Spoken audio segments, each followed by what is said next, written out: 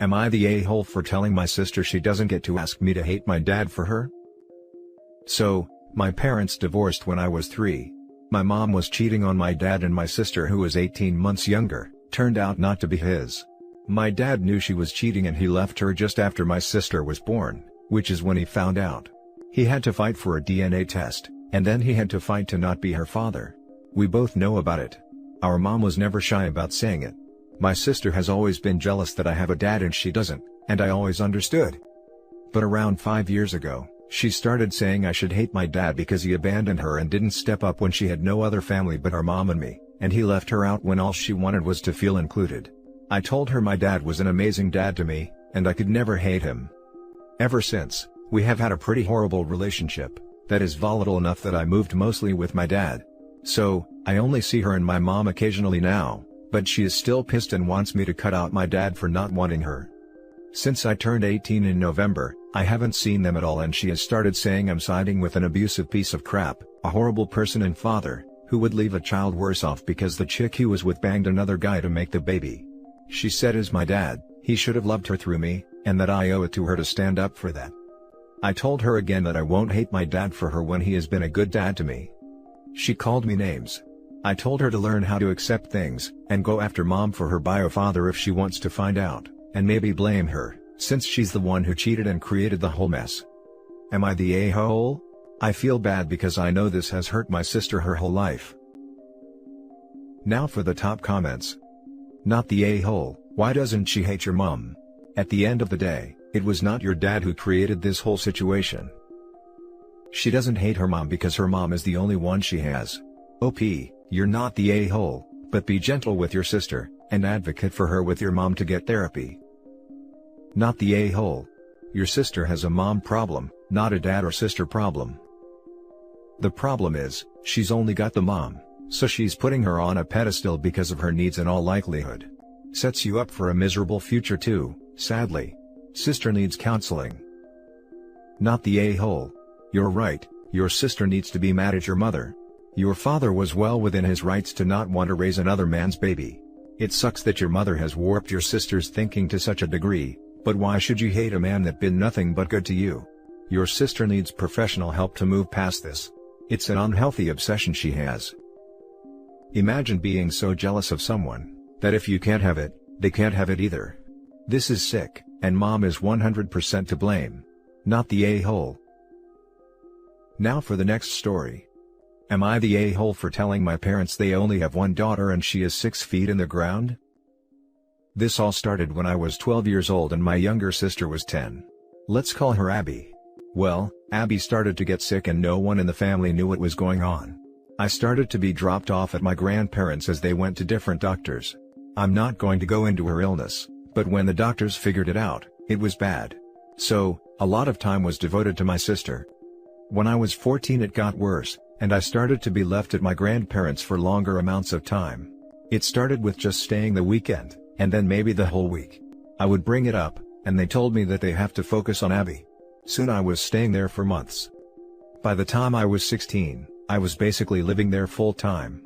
I would maybe see them every other month.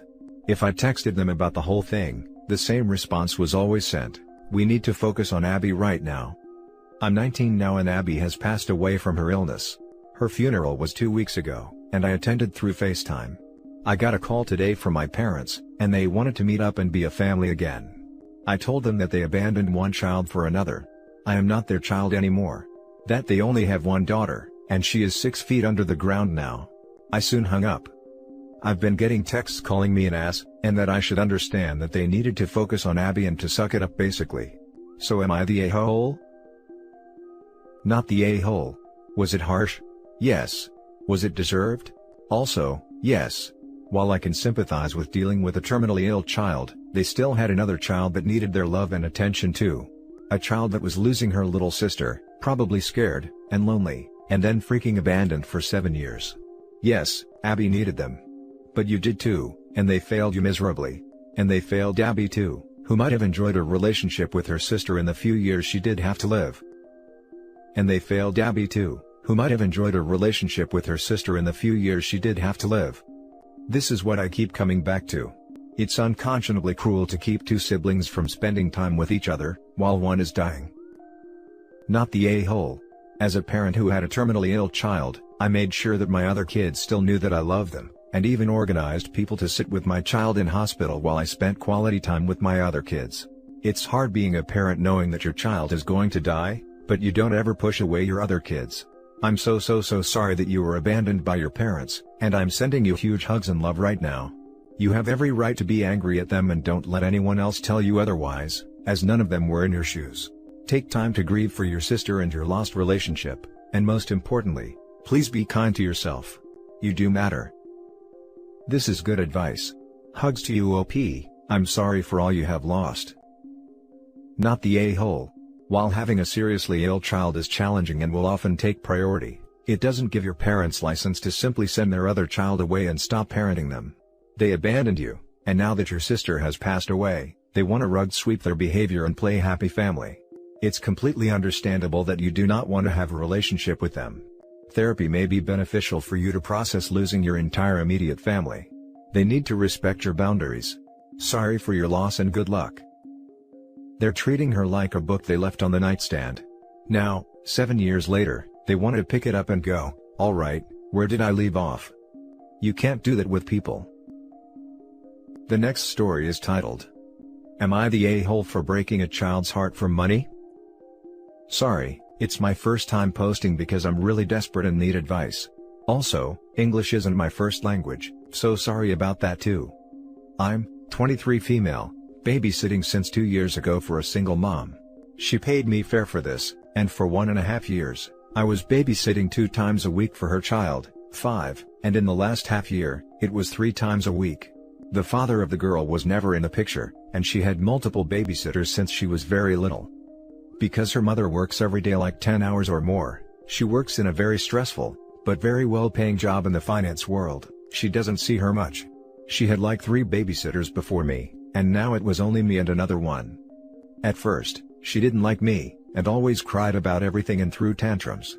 But after months of me comforting her while also setting rules, she started loving me, and I really love her. But her mother gave me more and more to do. First, it was 2 times a week for 4 hours in the afternoon. But since 6 months ago, it was 3 times a week for 6 hours. I'm studying to become a teacher, and I didn't need the extra hours or money, but I needed more time for studying. This semester, my university expected all students to go into schools and experience the real lessons and daily life.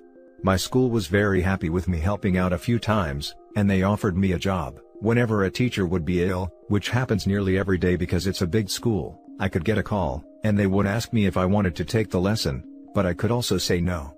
They would pay me €10 for an hour more than my babysitter job. I really hesitated at first, but it would be also better for my future, so I decided to do so. When I told the mother of my babysitted child about it, she screamed at me and cried. She said that since her child now loves me and accepted me, it was heartless and cruel for me to go. And that I'm breaking a young girl's heart only for money, and maybe she will have trust issues because of this. I was shocked and really sad, and I felt guilty. I called my mom to talk about this, and while she agreed that it's better for my future to take the job, now I feel like a heartless monster, and don't know if I'm the a-hole for this. I agree that a child is more important than money, but I don't know. It's not my child, and I don't know if this is an a-hole move. Now for the top comments. Not the a-hole, the mom sounds manipulative. You have to set boundaries and put yourself first here. You have to set up your future. You don't want to be working for this lady forever, right? OP needs to read this. She's being emotionally manipulated into keeping her job as a babysitter. But there is no future in that job. That mom is using her child to prevent OP from leaving. OP, please leave. It's sad for the kid, but it will also be a lesson. Sometimes people come and go in life, and she can still see you occasionally. You're not abandoning her. You are making sure that you have a future. Hey, so yes, I really read a lot of comments and I couldn't see it from the start, but I see now that this is very manipulative behavior from the mother. I really feel for her, because it's often hard as a woman to have a career and a child, and this girl is so sweet, but you all are right. I will take this job and try to enjoy it the most. Thank you all very much for your help. Not the a-hole. Kids grow attached to babysitters, and this mom was attached to your convenience. You're studying to be a teacher, Take the teaching job. Mom needs a nanny and to grow up. Exactly. There are plenty of people who do this as a long-term career, but I guess it's cheaper to hire a student babysitter, and then try to manipulate them into staying long-term. Even when you know up front they are training for a different career. Not the a-hole. The mother definitely is. It's really hard being a single working mom, but you cannot blame an innocent bystander. You did your best. It was always going to be a temporary arrangement, either you would graduate or the child would no longer need a sitter. You could always decide to stay in touch with the child if you and the mom both think that's important. I did with a family where I babysat. I still go to birthdays and stay in touch. Congratulations on your new job. Thank you. I will message her that I would love to see my babysitted child a few times a month, but not for paid babysitting, only for spending time together. And thank you. I can't quite be excited for the job yet, but hopefully it will come. Edit. I read a lot of comments, but I can't answer every single of them. First of all, thank you for the bottom of my heart for all the messages.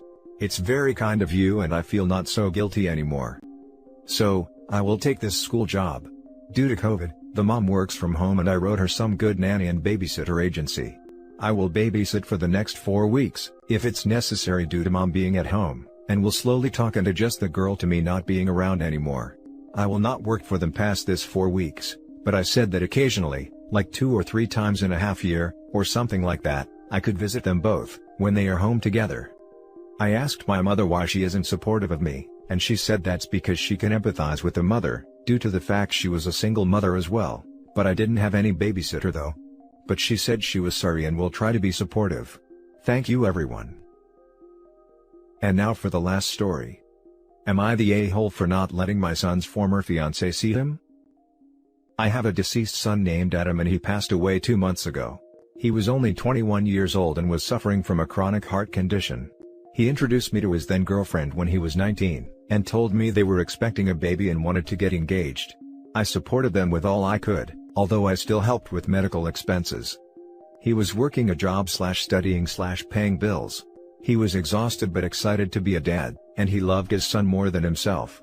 3 months after his son was born, Adam's condition got worse. He spent time in and out the hospital. He was in a wheelchair and was too weak to walk, but was aware of what was happening. His fiancée moved back with her parents. After my son requested to see his baby, she declined and didn't allow it. She didn't even visit, just called. I talked to her, and told her Adam was at my home and she should come see him and bring their baby with her. She came, but only to give back the ring, saying this was too much for her and will not live like that. She said she wanted to move on and provide for her son. My son was devastated. Next thing we knew, she flew out of country before we could even consult a lawyer. We knew nothing about where she was and all means of communication were cut. It was hard watching my son sad and missing his son. All he had of his baby were pictures. He was devastated. He was melting like a candle in front of me and I stood there helpless. I got him a medical device because he had trouble breathing on his own and 2 months ago, he was admitted to the hospital. He had late-stage heart failure and was on a vent machine. The doctor was honest with me and said that Adam was too weak for another surgery. I was devastated that I let the family know what was happening, including Adam's friends. Turned out, one of his friends was in contact with Adam's former fiancée on social media, and told her. Next thing I knew she was standing in front of me wanting to see Adam. I was surprised to see her. I politely told her to leave, but she insisted, and she brought mutual friends to try to convince me, but I refused. I got mad. I had to get the security officer involved, and she ended up being told to leave right then. She started yelling at me and told me I had no right. Called me cruel and other names I can't say here. Adam's friends sided with her and were yelling at me too. I felt too much pressure. Adam passed away later that day at 6 p.m. I couldn't take it. I found myself dealing with her and their friends yelling at me again. My brother thought what I did was wrong. The funeral wasn't quiet nor peaceful, as I had to argue with everyone pointing out what I did was cruel. I was carrying my grief along with this. She again stopped me from seeing my grandbaby, as a way to spite me for what I did. I know there has to be something I can do. This is my grandbaby. Now for the top comments. Not the a-hole, she left him when he needed her the most. She had no right to be there, she wasn't his fiancée anymore. You don't leave someone who you love in hard times. She was cruel for leaving him and not letting him see his son, not you. I'm sorry for your loss. Hope he stays strong. Sounds like the baby mama has a heart condition too. It's called not having one. Not the a-hole. She knowingly got into a relationship with someone suffering from a heart condition, a condition which, might I add, you paid the medical bills for, and then abandoned the guy when it got too real, even keeping him away from his son. For all you knew, you were being protective of him, even if your actions were probably also rooted in some spite. I'm very sorry for your loss. I can forgive, deciding that it's more than she can deal with, even if she initially thought she could handle it. Running off with his child and going no contact is a complete a-hole move though. Info. She abandoned him, took their child, and now wants to pretend she cares. However, I do have a question. Did you ask Adam what he wanted? Do you think Adam would want to see her or would find it too distressing at the time? I do think that the person being cruel is the one sending flying monkeys to crap on you when you were the one taking care of him. All he ever talked about was his son. From what I understand, she came without him, so she had no intentions of letting us see the baby. Adam was already unconscious when she came. It was sudden and I didn't expect her to come back. And that's it for this video guys. If you have thoughts to share, leave a comment below. Don't forget to hit like and subscribe if you like this content. I'll catch you in the next one. Good day everyone.